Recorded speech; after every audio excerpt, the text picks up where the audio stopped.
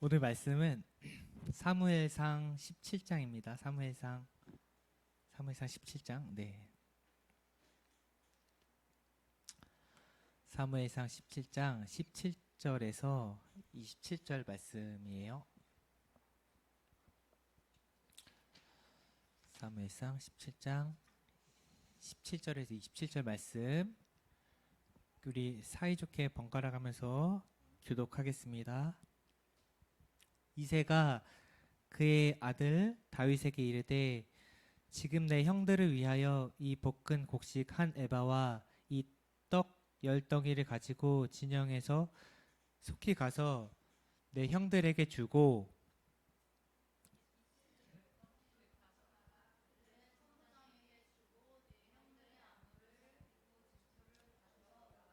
좋아요. 그때에 사울과 그들과 이스라엘 모든 사람들은 엘라 골짜기에서 블레셋 사람들과 싸우는 중이더라.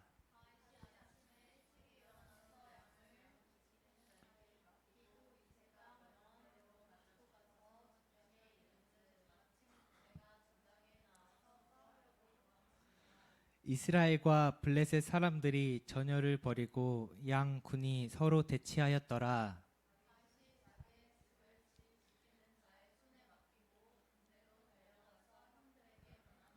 그들과 함께 말할 때에 마침 블레셋 사람의 싸움 도두는 가둣 사람 골리앗이라 하는 자가 그 전열에서 나와서 전과 같은 말을 하매 다윗이 들으니라.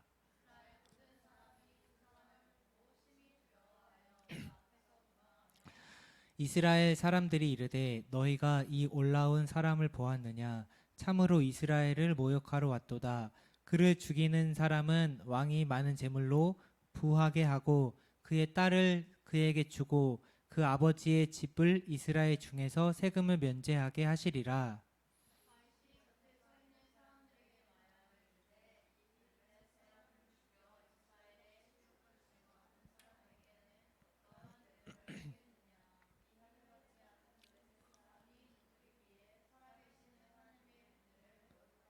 함께 읽겠습니다. 백성이 전과 같이 말하여 이르되 그를 죽이는 사람에게는 이러이러하게 하시리라 하니라. 아멘.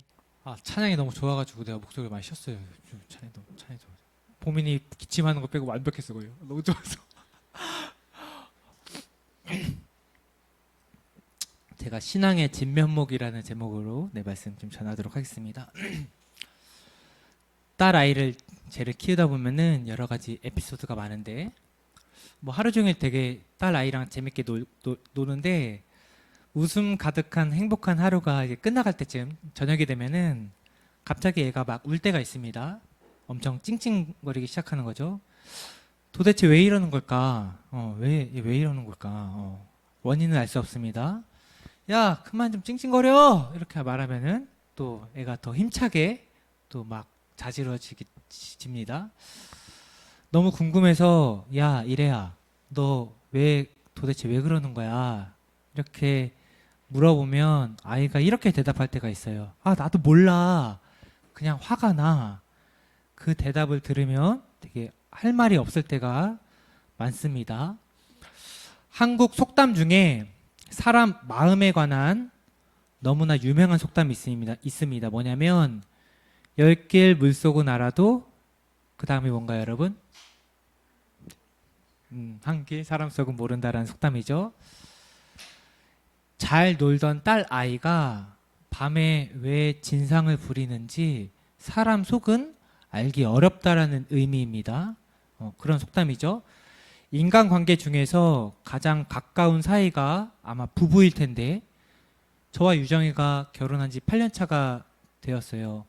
연애 기간까지 하면 10년이 넘었는데 제가 우리 아내의 속을 그리고 아내가 저의 속 마음을 완벽히 이해할 수 있을까? 아직도 정말 모르겠어요. 아직도 잘 모를 때가 참 많이 있습니다. 아무리 가까운 사이여도 왜 이렇게 한 사람을 파악하는 것이 어려운 것일까? 이유는 하나일 것입니다. 하나. 사람이라는 존재, 우리 한 사람 한 사람의 존재는 되게 복잡하기 때문입니다. 그래서 파악하는 게 어려워요. 겉으로 보면 때때로 아주 공손해 보이는 사람이 있습니다. 정말 속까지 공손할까 알 수 없습니다.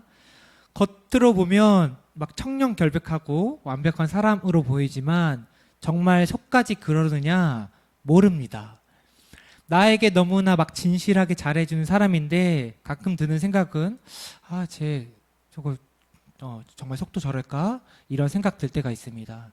한 사람을 파악하는 것은 그만큼 어렵다라는 것을 말씀드립니다. 너무나 복잡한 존재가 사람이기에 다 복잡하잖아요, 저희들.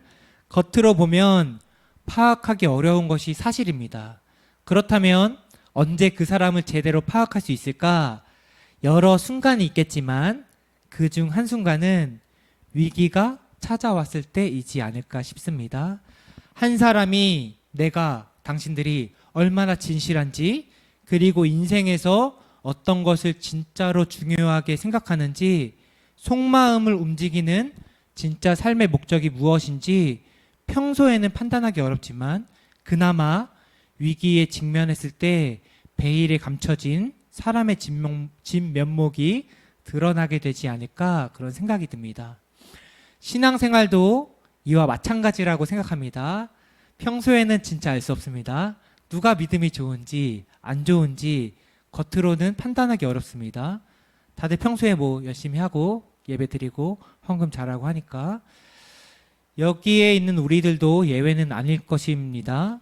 지금 설교를 하는 제가 믿음이 좋은지 안 좋은지, 정유정 사모가 믿음이 좋은지 안 좋은지, 반주하는 오늘 보민이가 믿음이 좋은지 안 좋은지 평소는 몰라요. 그러나 위기가 찾아오면 신앙적인 용어로 번역하면 고난이 찾아오는 순간 신앙의 진면목을 그나마 알 수 있을 것입니다. 그리고 주어진 그 고난을 어떻게 헤쳐나가느냐, 그 모습을 통해서 진짜 믿음의 사람인지 아닌지 판단할 수 있을 것이라고 저는 생각합니다. 오늘 말씀을 통해서 함께 고민해보고 싶은 주제가 있는데 내 믿음의 진면목은 무엇인지 조금 생각하면서 말씀을 들으셨으면 좋겠습니다. 우리가 나름대로 하나님을 믿는다고 이야기하는데 건강한 믿음인지 생각해보면 좋을 것 같고 지금 예배드리는 본질적인 동기가 건강한지도 스스로 질문을 하시면서 말씀을 들어보면 좋겠습니다. 오늘 말씀을 좀 살펴보겠습니다. 하나님을 열심히 믿는 민족이 이스라엘 민족입니다. 하나님께서 택하셨고 하나님께서 은혜를 베푸신 민족입니다. 하나님을 향해서 수많은 예배를 드리고 하나님께서 율법으로 주신 수많은 법들을 준수하기 위해서 최선을 다한 민족입니다. 그리고 그 민족에게 하나님께서 첫 번째 왕으로 사울을 주셨습니다. 사울도 마찬가지인데 겉으로 보면 꽤 괜찮은 그냥 이스라엘 민족 중 한 명이었습니다. 그러던 어느 날입니다. 이스라엘 민족에게 정말 큰 고난이 찾아옵니다. 전에는 한 번도 겪지 못한 위기입니다. 블레셋이라는 나라와 전쟁이 벌어진 것입니다. 당시 고대 사회 전쟁은 단순히 병력과 병력 대결 문제가 아닙니다. 신들의 전쟁이기도 합니다. 전쟁은 군사들이 하지만 어느 나라의 신이 더 우세한가 이런 이념적인 대결이 숨겨져 있습니다. 전쟁이 시작되고 적 블레셋 나라에서 한 장군이 이스라엘 민족 앞에 당당히 탁 섰습니다.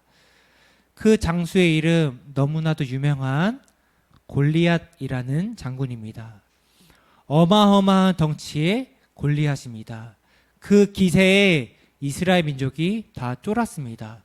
그 모습을 보고 골리앗이라는 장수가 큰 소리로 모욕을 하기 시작합니다. 무엇을 모욕했을까? 바로 하나님의 이름입니다. 신들의 전쟁이니까 하나님을 깎아내리는 도발을 시작한 것입니다. 자, 이스라엘이라는 나라는 나름대로 수많은 전쟁을 해온 민족입니다. 그러나 난생 처음 골리앗이라는 거대한 벽이 그들을 가로막았습니다. 위기이고 고난입니다. 나름대로 전쟁을 겪어오면서 체득한 노하우들이 있었을 텐데 수많은 병법들이 있었을 텐데 골리앗을 마주하자마자 답이 없어졌습니다. 어찌할 바를 모르는 상황이고 엄두가 나지 않는 풍전등화의 상황입니다. 게다가 하나님의 이름조차 땅에 떨어져 버린 참혹한 상황입니다. 평소에는 믿음 다 괜찮아 보였습니다. 그러나 고난에 직면했을 때 그 신앙의 진면목이 드러나는 순간입니다. 골리앗 앞에서 이스라엘 민족의 반응이 어땠느냐? 본문 24절 말씀인데, 본문 24절 한 목소리로 읽어보겠습니다. 시작.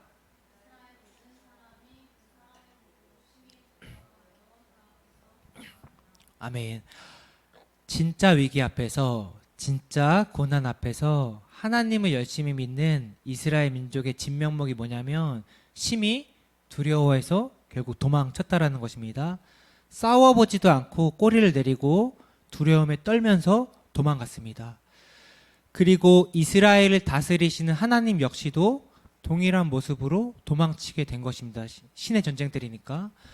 이것이 이스라엘 민족이 지닌 진면목입니다. 그렇다면 이스라엘 민족을 이끄는 사울은 어떤 모습이었을까? 또 이 남자의 모습이 또 신기합니다.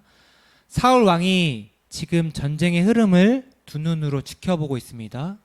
왕이라면 전쟁을 승리로 이끌어야 되는데 객관적인 전쟁의 흐름이 좋지 않습니다. 일단 눈앞에 있는 적 앞에 하나님의 이름을 모욕하고 있는 적 장수 골리앗은 너무 강해 보입니다. 막 짱구를 굴려봐도 답이 없어요. 그렇다고 우리 아군의 상태가 좋았느냐? 군사 이스라엘 민족은 지금 두려워서 도망가고 있습니다. 이것이 사울 왕의 눈에 비친 객관적인 모습입니다. 대한민국 이야기를 잠깐 하겠습니다. 역사를 돌아보면 우리나라에 너무나 훌륭한 위인들이 많이 있습니다. 위인. 장군 중에 가장 유명한 장군이 누구일까요, 여러분? 위인 중에 장군. 위인, 대한민국 위인. 이순신이죠? 네. 고마워. 명랑해전을 앞두고 왜적을 막아내야 하는 급박한 상황이 처한 적이 있습니다. 이순신 장군이. 객관적인 상황이 좋지 않아요. 이스라엘처럼. 당시 부하들도, 조선인 부하들도 두려워서 떨고 있었습니다. 이순신 장군이 두려워하는 부하들의 전투 의지를 높이기 위해서 이런 명언을 했습니다. 필생즉사라는 명언입니다. 해석해보면 죽기를 각오하고 싸우면 적을 물리쳐 살아남을 수 있다. 그러나 두려워하며 살고자 도망치면 패배를 당하며 목숨을 잃는다. 이게 명언이었는데 이 말을 듣고 조선 수군이 투혼을 발휘해서 13척으로 왜적 133척을 물리친 게 명랑해전이라는 거죠. 자, 지금 이스라엘 나라에 국군이 달린 전쟁입니다. 하나님의 명예가 달린 일이기도 하고 지면 수많은 사람들의 목숨을 잃을 수 있는 절체절명의 순간입니다. 객관적인 상황이 너무 안 좋은데 그래도 군사들을 독려해서 승리로 이끌어야 하는 책임감이 사울에게 있습니다. 너무나 위험한 위기의 순간 사울 왕의 진면목을 볼 수 있는 찬스입니다. 과연 그의 입에서는 어떤 고백이 나왔을까? 그가 믿는 하나님의 목적, 신앙의 이유가 명백히 드러나는 고백이 있습니다. 본문 25절 말씀인데 함께 좀 잘 보이죠? 25절 읽겠습니다. 시작. 이스라엘 사람들이 이르되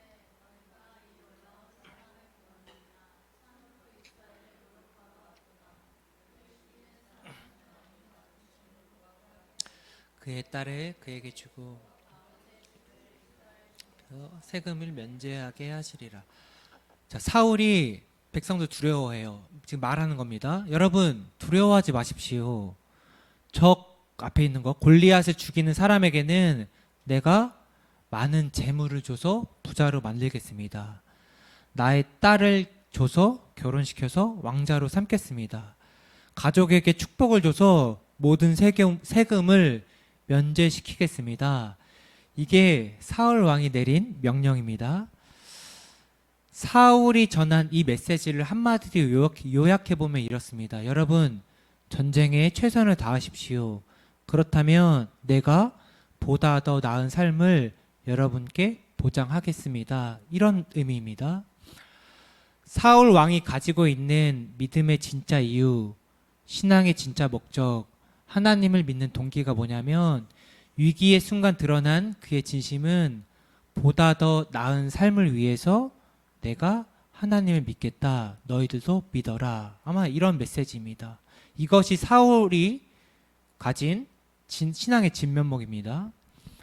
재미있는 것은 역사는 반복된다라는 거죠. 슬프지만 2000년이 지난 지금도 제가 생각하기에는 다른 사람들은 모르겠지만 제가 생각하기에는 보다 더 나은 삶이라는 목적을 위해서 예수님을 믿는 사람들, 교회를 다니는 사람들이 꽤 많다라고 생각합니다. 예수를 왜 믿습니까? 이런 본질적인 질문에 많은 사람들이 이렇게 대답합니다. 누군가는 마음의 평안을 위해서 교회를 다닙니다. 누군가는 사업이 잘 되고 자녀가 잘 되기 위해 기도 열심히 합니다. 하나님께서 주시는 복 때문에 열심히 봉사하고 헌신합니다. 속물처럼 보여서 정말 이렇게 대답하는 사람 있을지 모르겠지만 아마 진심은 이런 이유로 교회 다니는 사람 꽤 많이 있을 거라고 저는 생각합니다.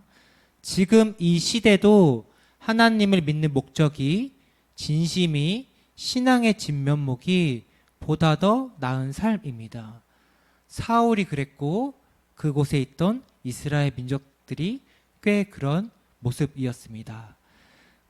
그러나 중요한 것은 그 전쟁의 자리에 건강한 신앙의 진면목을 가진 한 사람이 있었다라는 거죠. 성경은 한 사람이에요, 늘. 다윗이라는 소년입니다. 이 전쟁에는 다윗의 형들이 참여하고 있었습니다. 아빠 이새가 형들이 걱정됐나 봐요. 그래서 다윗에게 심부름을 시킵니다. 다윗아, 치즈 10덩이를 줄 테니까 형들에게 전달해주고 안부를 좀 알아오너라. 다윗이 심부름을 하기 위해 그 전장의 자리로 나갔습니다. 안부를 물으러 가보니까 분위기가 심상치 않습니다. 두려워서 다들 떨고 있습니다. 왜 두려움을 떨고 있나? 원인을 찾고 시선을 옮겨보니 한 사람이 눈에 들어옵니다. 너무나 큰 장수 골리앗이고 동시에 그의 입에서는 하나님을 모욕하는 소리가 막 나오는 것을 다윗이 듣게 되었습니다. 사울과 이스라엘 민족이 직면했던 똑같은 위기의 순간이고 고난의 순간이었습니다. 다윗은 근데 뭐라고 고백하나? 그의 진면목이 뭔가? 26절 말씀인데 너무나 중요한 고백인데 우리 한 목소리로 읽겠습니다. 시작.